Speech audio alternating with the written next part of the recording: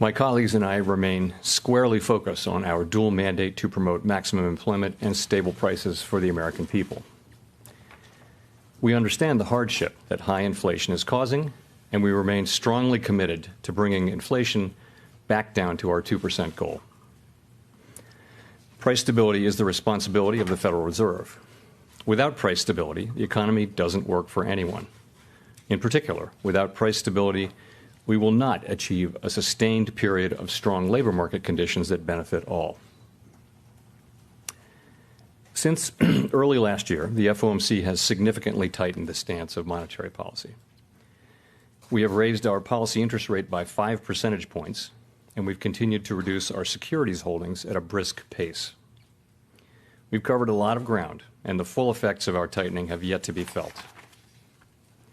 In light of how far we've come in tightening policy, the uncertain lags with which monetary policy affects the economy, and potential headwinds from credit tightening, today we decided to leave our policy interest rate unchanged and to continue to reduce our securities holdings.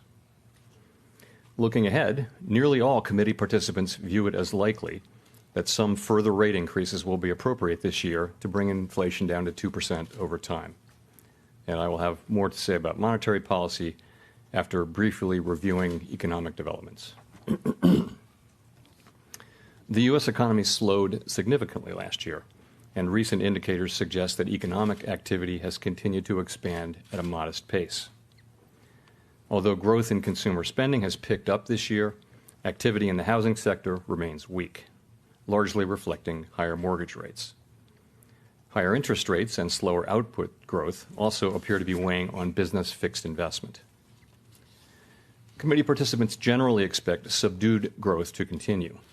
In our summary of economic projections, the median projection has real GDP growth at 1.0% this year and 1.1% next year, well below the median estimate of the longer-run normal growth rate. The labor market remains very tight. Over the past 3 months, payroll job gains averaged a robust 283,000 jobs per month. The unemployment rate moved up but remained low in May at 3.7%. There are some signs that supply and demand in the labor market are coming into better balance.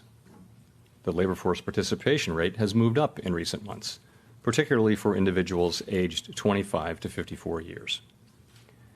Nominal wage growth has shown signs of easing, and job vacancies have declined so far this year. While the jobs-to-workers gap has declined, labor demand still substantially exceeds the supply of available workers. FOMC participants expect supply and demand conditions in the labor market to come into better balance over time, easing upward pressures on inflation.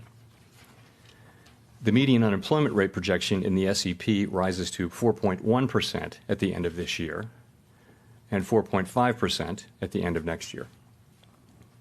Inflation remains well above our longer-run 2% goal. Over the 12 months ending in April, total PCE prices rose 4.4%, excluding the volatile food and energy categories. Core PCE prices rose 4.7%. In May, the 12-month change in the Consumer Price Index came in at 4%, and the change in the core CPI was 5.3%. Inflation has moderated somewhat since the middle of last year. Nonetheless, inflation pressures continue to run high, and the process of getting inflation back down to 2% has a long way to go. The median projection in the SEP for total PCE inflation is 3.2% this year, 2.5% next year, and 2.1% in 2025. Core PCE inflation, which excludes volatile food and energy prices, is projected to run higher than total inflation, and the median projection has been revised in the SEP up to 3.9% this year. Despite elevated inflation, longer-term inflation expectations appear to remain well anchored, as reflected in a broad range of surveys of households, businesses, and forecasters, as well as measures from financial markets. The Fed's monetary policy actions are guided by our mandate to promote maximum employment and stable prices for the American people. My colleagues and I are acutely aware that high inflation imposes hardship as it erodes purchasing power, especially for those least able to meet the higher costs of essentials like food, housing, and transportation. We are highly attentive to the risks that high inflation poses to both sides of our mandate, and we are strongly committed to returning inflation to our 2% objective. As I noted earlier, since early last year, we have raised our policy rate by 5 percentage points. We have been seeing the effects of our policy tightening on demand in the most interest rate sensitive sectors of the economy, especially housing and investment. It will take time, however, for the full effects of monetary restraint to be realized, especially on inflation. The economy is facing headwinds from tighter credit conditions for households and businesses, which are likely to weigh on economic activity, hiring, and inflation. The extent of these effects remains uncertain. In light of how far we've come in tightening policy, the uncertain lags with which monetary policy affects the economy, and potential headwinds from credit tightening, the committee decided at today's meeting to maintain the target range for the federal funds rate at 5 to 5.25% and to continue the process of significantly reducing our securities holdings. As I noted earlier, nearly all committee participants expect that it will be appropriate to raise interest rates somewhat further by the end of the year. But at this meeting, considering how far and how fast we've moved, we judged it prudent to hold the target range steady to allow the committee to assess additional information and its implications for monetary policy. In determining the extent of additional policy firming that may be appropriate to return inflation to 2% over time, the committee will take into account the cumulative tightening of monetary policy, the lags with which monetary policy affects economic activity and inflation, and economic and financial developments. In our SEP, participants wrote down their individual assessments of an appropriate path for the federal funds rate based on what each participant judges to be the most likely scenario going forward. If the economy evolves as projected, the median participant projects that the appropriate level of the federal funds rate will be 5.6% at the end of this year, 4.6% at the end of 2024, and 3.4% at the end of 2025.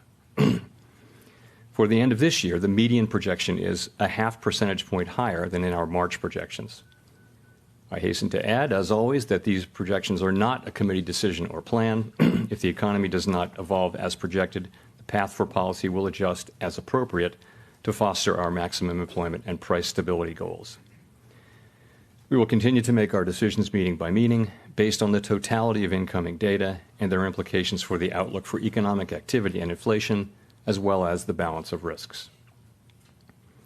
We remain committed to bringing inflation back down to our 2% goal and to keeping longer-term inflation expectations well anchored. Reducing inflation is likely to require a period of below-trend growth and some softening of labor market conditions. Restoring price stability is essential to set the stage for achieving maximum employment and stable prices over the longer run.